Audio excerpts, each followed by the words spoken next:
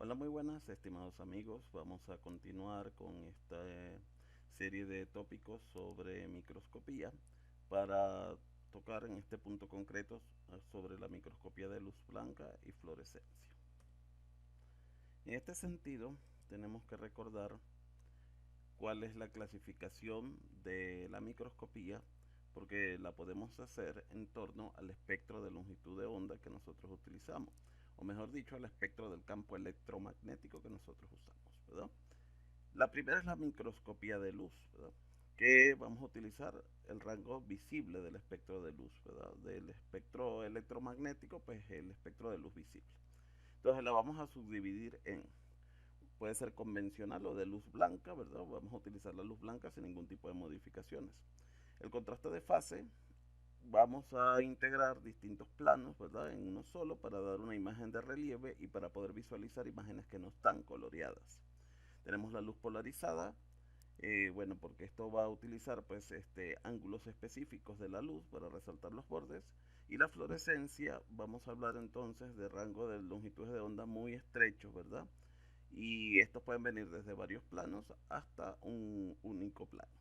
Y la microscopía electrónica vamos a utilizar pues electrones. Entonces fíjense, esta es la subdivisión. De todas maneras, cada uno de estos puntos los vamos a desarrollar con un poco más de detalle a continuación.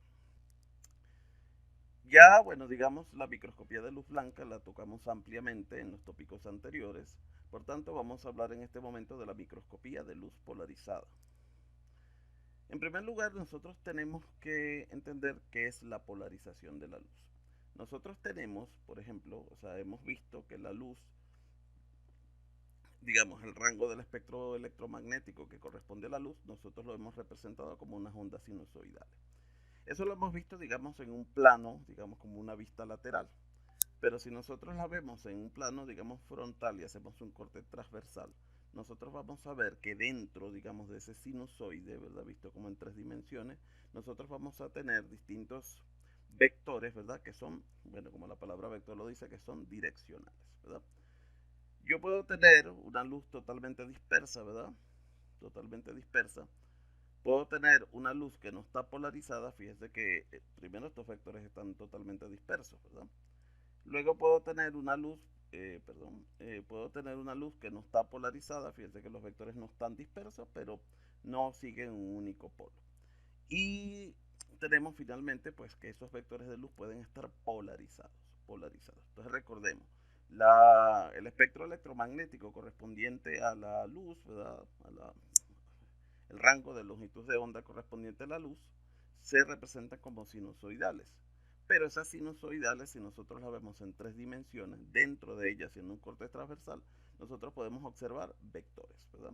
Los vectores pueden ser dispersos, pueden ser arreglados pero no polarizados, pueden ser polarizados a distintos ángulos, ¿no? Entonces, eso es el primer punto, ¿verdad? Entonces, luego, nosotros vamos a tener que en función de la respuesta que tienen los materiales cuando son iluminados por luz polarizada, nosotros vamos a tener materiales que son isotrópicos, ¿verdad? Y materiales que son anisotrópicos, ¿verdad? Cuando nosotros iluminamos, ¿verdad?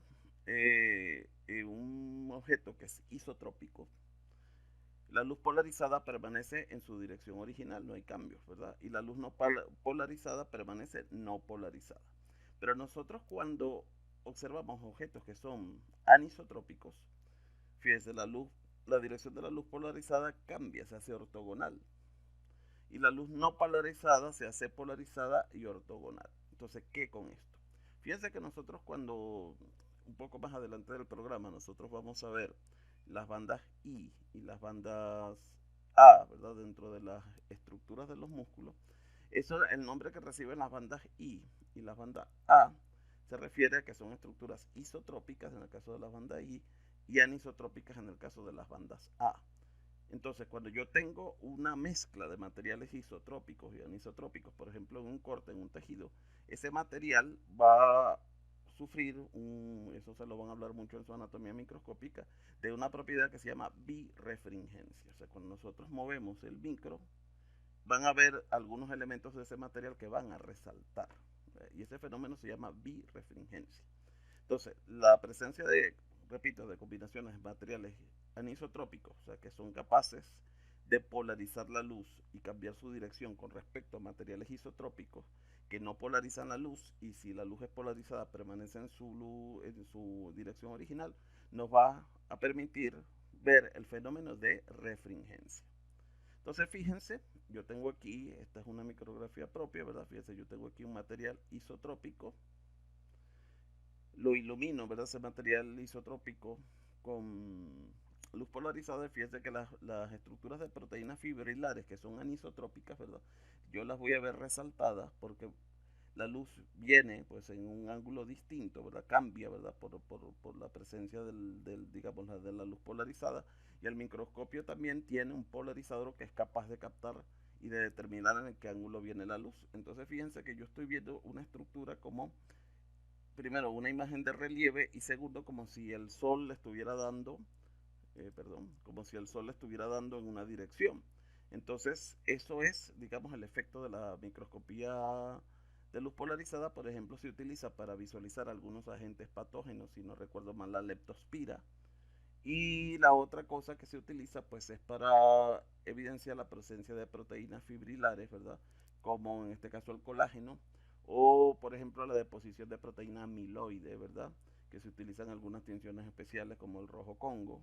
Entonces, con eso, pues, nosotros podemos evidenciarlo, ¿verdad? Dentro, pues, de, por ejemplo, cerebros o cosas así, ¿verdad? Cuando hay amiloidosis, ¿verdad? Podemos evidenciar la presencia de esas proteínas. Entonces vamos a la microscopía de contraste de fase. La microscopía de contraste de fase va a trabajar, ¿verdad? Con la diferencia, con el diferencial. Fíjese que nosotros por contraste de fase normalmente lo que vamos a observar son especímenes que no están teñidos. Por ejemplo, nos puede servir para observar un cultivo celular. Por ejemplo, nos puede permitir observar pues un extendido sanguíneo sin teñir, ¿verdad? Sin teñir, por ejemplo, para visualizar orina, ¿verdad? O sea, sedimentos de orina, ¿verdad? Sedimentos biológicos que nosotros quedamos observar y que o no tengamos a la mano una tinción, o que, bueno, tenemos a la mano un microscopio de contraste de fase, pues se pueden observar esos especímenes. Entonces, lo que va a ocurrir, fíjense, y aquí es importante que me presten atención, cuando yo observo un espécimen sin teñir, ¿verdad? Cuando yo observo un espécimen sin teñir, ¿qué es lo que va a ocurrir? Fíjense que yo aquí, ¿verdad? Tengo representado, bueno, quizás aquí se ve mejor en esta imagen, ¿verdad? Se ve representado. Yo tengo pues representado con la letra, con esta línea de color rojo, un haz de luz, ¿verdad? Que ingresa pues a un espécimen, ¿verdad? Entonces, cuando ese haz de luz da un espécimen no coloreado, ¿verdad? Él me va a generar, pues, en este caso, pues, está representado con estas líneas azul, ¿verdad? Un haz de luz, ¿verdad? Que se desvía, ¿verdad? Por la presencia por la naturaleza del material que está allí presente, ¿verdad? O sea, que es capaz de refractar la luz, ¿verdad? En un cierto grado, ¿verdad? Aunque no esté teñido. Y, pues, otro, digamos, haz de luz que apenas se modifica. Entonces, ¿qué es lo que voy a obtener yo aquí? Fíjense, si yo promedio, ¿verdad? Si yo promedio el haz de luz, ¿verdad? Que logra, pues, digamos, difractarse en un cierto grado, ¿verdad? Por la presencia, bueno, por las propiedades físicas del material que yo estoy observando.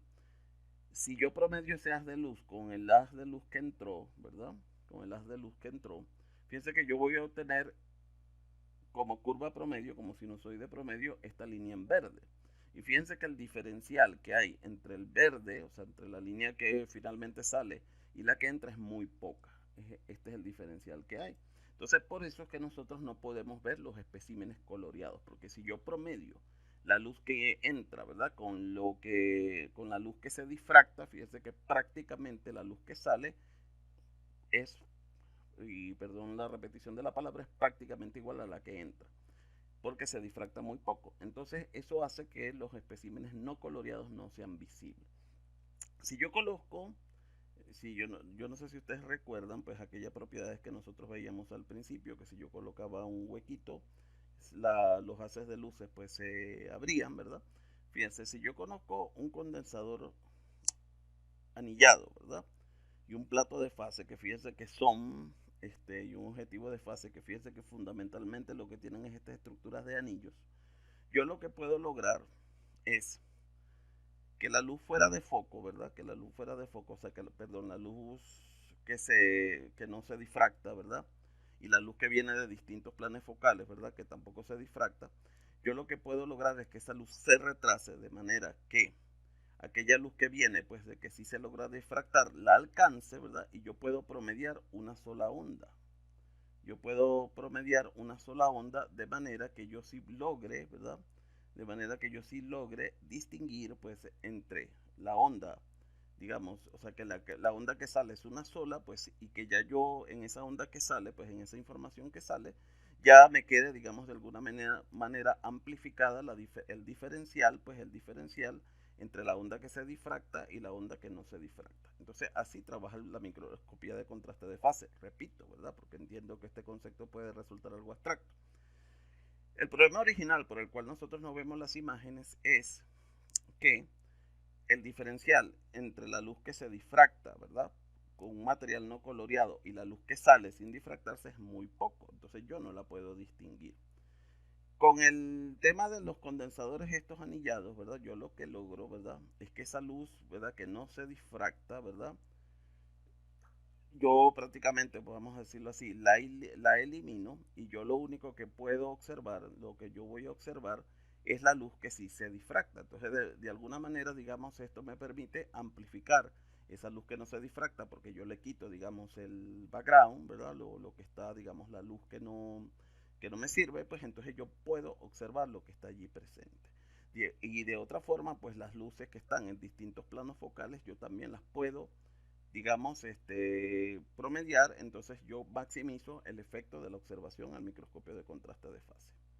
Entonces fíjese, esto es lo que ocurre, este es un espécimen que está completamente sin teñir, pero yo puedo observar relieves, ¿verdad? Y puedo observar zonas más claras y más oscuras, porque fíjese, lo que ha ocurrido es que yo elimino toda la luz que está fuera de foco. Fíjense que este efecto que está fuera de foco y que no difracta, pues la luz que no, digamos, que no incide y que no es desviada por los objetos que están allí presentes.